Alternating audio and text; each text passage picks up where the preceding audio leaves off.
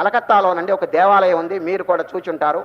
ఈ కాళికా దేవాలయం ఈ దక్షిణేశ్వరంలోనండి రామకృష్ణ పరమహంస గారు పూజ చేశారు చూడండి. అమ్మవారు పెద్ద దేవాలయం.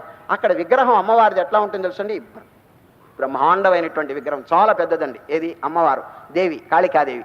ఆ విగ్రహం దగ్గరండి ప్రతిరోజు ఒక పూజారి పొద్దున్నే 6 గంటలకు వస్తారండి. వచ్చి నిర్మాల్యం అంటే ఏమిటి చెప్పండి, కిందటి రోజు పూజ చేసిన పత్రి ఇవన్నీ దూరంగా వేసి శుభ్రంగా కడిగి మళ్ళీ కొత్త పత్రి చేత పూజ చేస్తుంటాడు ఎవరు పూజారి. ఒకనాడు ఉదయం 6 గంటలకి ఇట్లా ప్రారంభం చేశాడండి పూజ. ఇక చూడండి 6:30 అయ్యేటప్పటికి భక్తులు రావటం మొదలుపెట్టారు ఆ దేవాలయానికి. అనేక మంది భక్తులు వస్తూ ఆ తల్లి ఆ దేవికి దండం పెట్టి ఒకటే పాట అండి, ఒకటే స్తోత్రం. ఏమిటి తెలుసిన, దేవి జగజ్జనని తల్లి, ఈ సంసార కూపంలో పడి నానా బాధలు పొందుతున్నాం, మమ్మల్ని తప్పించండి ఈ బాధల నుంచి, మీలో ఐక్యం చేసుకోండి, మీలో లీనం చేసుకోండి, మాకు మోక్షం ప్రసాదించండి. ఈ విధంగా ప్రార్థన చేస్తున్నారండి. ఈ పూజారి గారు డైలీ వింటున్నాడండి రోకంటి పాట, ఇంకే మార్పు లేదండి. ప్రతిరోజు అమ్మ నీలో కలుపుకో, నీలో లీనం చేసుకో. వీరికి విసుగు పుట్టిందండి. ఏంటి వచ్చిన వాళ్ళంతా ఇదే ప్రార్థన, ఈ ప్రార్థన నోట్లో నుంచి వస్తున్నదా హృదయంలో నుంచి వస్తుందా పరీక్షించాలి అని ఒకనాడు పూజారి ఏం చేశాడు తెలుసండి, భక్తులు 6:30కి వస్తారండి. 6 గంటలకే ఈ నిర్మాల్యం అంతా తీసి ఈ పెద్ద విగ్రహం కదండి దీని వెనక దాక్కున్నాడండి ఎవరు పూజారి. ఇట్లా నక్కి కూర్చున్నాడు, కనిపించడండి ఎందుకంటే విగ్రహం పెద్దది కాబట్టి. ఆ వెనక కూర్చున్న ఇక చూడండి 6:30కి భక్తులు రావటం మొదలుపెట్టారు. ఇక మామూలు రోకంటి పాట ఉంది కదండి, ఓ అమ్మ తల్లి జగజ్జనని నీలో లీనం చేసుకో, ఈ మేము బాధలు పడలేకుండా చేస్తున్నాం, ఈ సంసార కోపంలో పడి అమ్మ నీలో ఐక్యం చేసుకో.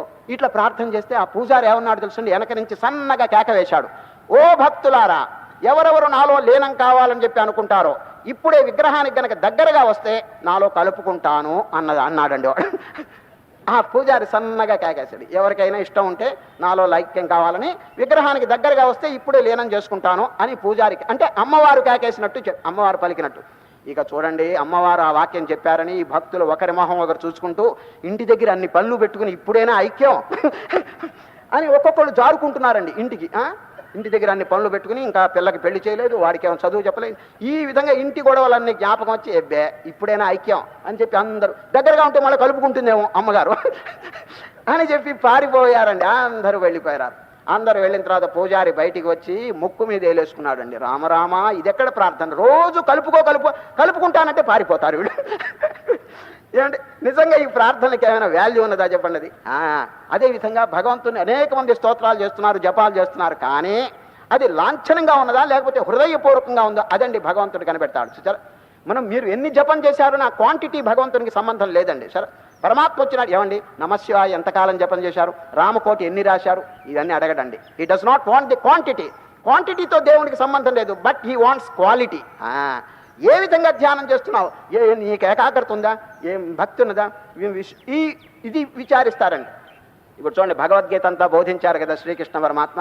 చివరికి ఏమని ప్రశ్న అడిగాడు తెలుసండి అర్జునుని, అర్జున విన్నావా, నేను చెప్పిందంతా విన్నావా అని అడగలేదండి. ఏమన్నా అర్జున నేను చెప్పింది ఏకాగ్రంగా విన్నావా, ఇదండి అడిగింది.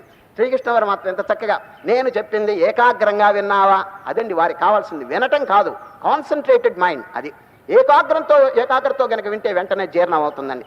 అందుకనే అర్జునుని కచ్చిదేతచ్యుతం పార్థ త్వయైకాగ్రేణ చేతస, ఏకాగ్రేణ చేతస శృతం అన్నాడు. అదండి ముఖ్యం. చూచారు పెద్దలండి చెప్పింది పెద్ద గొప్ప కాదండి, ఇతరులు ఏవైనా స్తోత్రాలు చేస్తే దాన్ని గొప్పగా చూడరు. ఆ స్తోత్రం అనేది ఎక్కడి నుంచి వస్తున్నది, విశ్వాసంతో ఉన్నదా, శ్రద్ధతో చేస్తున్నారా, ఇదండి.